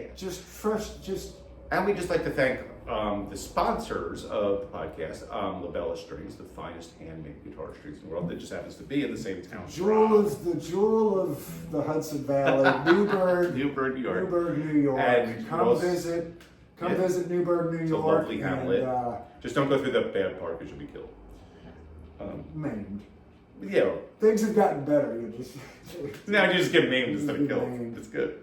And we'd like to thank our other sponsor, Bob's Used Helicopters. Bob has been with us from the very beginning, and he's awesome. Bob's pushing like 94 now, but you would never know, and he's still selling helicopters in his backyard. He's fucking awesome. got mine from Bob. Yeah, Bob's the shit. Haven't had Yeah. any trouble Yeah, he with it. plays a good guitar player, plays banjo. I think he's also a classically trained pianist and flutist. So Bob's the shit. So if you need a helicopter, go to Bob's Used Helicopters. And thank you all, and we'll see you soon. Bye. Thank you. Bye.